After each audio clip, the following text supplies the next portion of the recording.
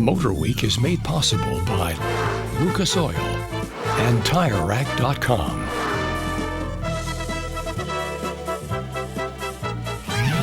We've been hearing a lot lately about the new performance luxury sedans from the Japanese, Nissan's Infiniti and Toyota's Lexus models. They, along with Honda's Acura line, were introduced to grab a chunk of the marketplace that was pioneered by the makers of the car next to me, BMW. This car is BMW's response to the encroaching Japanese competitors. It's the 535i.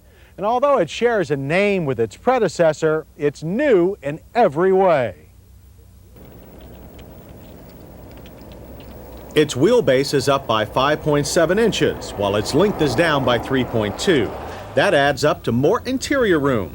It has bigger brakes, a more powerful engine, and a handsome new shape that cuts through the air 20% better than the old one.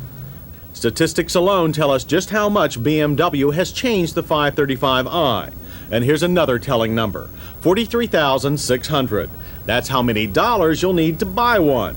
And if you don't mind a little less power and prestige, the 525i will cost you only $37,000. Though the car is all new, the engine is familiar.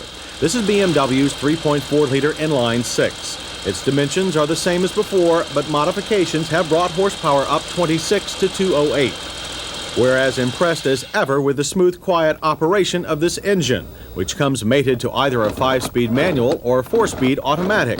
The latter is the unit from the BMW 7 Series.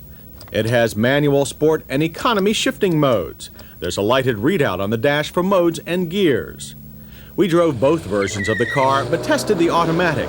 With it, the engine's power seems to come on shyly at first. No tire screeching starts here, but that doesn't keep the 535i from getting quickly to speed. 0 to 60 took only 7.7 seconds for our car. The quarter mile, 15.9 seconds at 90. That's not exotic car territory, but still what we call quick. Acceleration is only part of the story. At sustained triple-digit speeds, the 535i was as composed and steady as the closed ribbon of concrete highway we drove it on. You're right, nobody needs to drive that fast in this country, but one of the great things about high-speed cars is the great brakes that usually come with them. The 535i is no exception. Its brakes are among the best we've tried. 6 hard stops from 60 produced a distance average of 104 feet. That's the shortest we've recorded yet. The braking system is of the anti-lock variety, of course. And do we need to say that it stops straight? What else would it do? In many ways, the 535i feels a lot like its big brother, the 735i. There's moderate body roll and front-end plow, with very little tendency for the rear end to swing around. But this smaller, lighter BMW wears track shoes rather than wingtips. It's more maneuverable in tight spaces.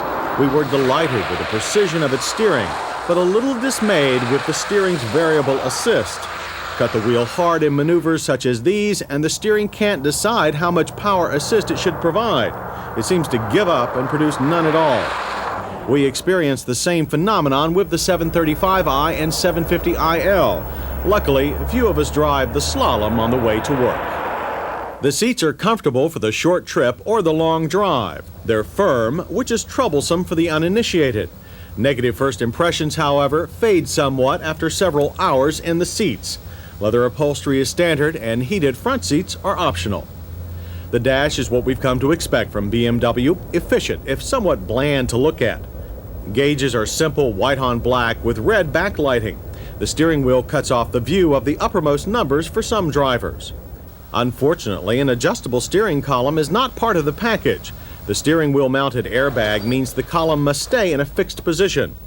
The seats, however, can take many positions, and they adjust with these simple power controls. The head restraint is also electrically operated. And there are plenty of electronic gadgets. The BMW trip computer operates from its face or by the signal stalk. An additional readout is in the instrument pod directly in front of the driver. Rear passengers are not forgotten by BMW. They get vents on the rear console and on the floor. But controlling the 535i's airflow requires a thorough reading of the owner's manual. It's not that the dual automatic temperature controls are hard to figure out, nor the fan selector. The poorly marked sliding vent controls are the system's bugaboo. BMW will replace the whole mess next year with a fully automatic climate control system from the BMW 7 Series. Operating the nearby radio takes a little research too, but our staff audio fans figured out how to use the optional compact disc changer in no time at all. The changer itself lives in the trunk and uses a standard 6-disc cartridge. All of our drivers and passengers enjoyed the CD option, and our 6-footers appreciated the 535i's ample rear headroom. 3-point rear seatbelts are standard in outboard positions. If you plan to fill those positions and take a long trip, the 535i also provides good luggage space and easy access to that space. The deck lid opens at bumper height. However, there is no pass-through access to the interior for skis or longer items. As for ride, the 535i is firm without being stiff. It handles big bumps with grace, but complains about the little ones by transmitting some harshness through the chassis. The cabin is quiet, though, at 55. We recorded only 64 decibels of sound. Fuel economy is EPA rated at 15 city, 19 highway. We recorded 19 in normal driving. For comparison, the Jaguar XJ6 is slower and doesn't stop as well as the BMW. It does, however, have a smoother ride, a more luxurious interior, and a similar price. The Mercedes-Benz 300e is more expensive and doesn't stop as well or accelerate as quickly as the BMW. It has a smoother ride and slightly more rear passenger room. The BMW 535i impressed us with its acceleration, braking, and handling. It's the most sporting and solid sedan in its class. On the other hand, we didn't like the car's awkward ventilation controls or the behavior of its variable assist power steering. Despite these faults, the new BMW has not only exceeded the former 535i, it set a whole new standard for mid-size luxury performance sedans. When the Japanese-born Lexus and Infiniti brands come to market next fall, this is the Bimmer they'll have to beat. And we don't mean just in price. That won't be easy.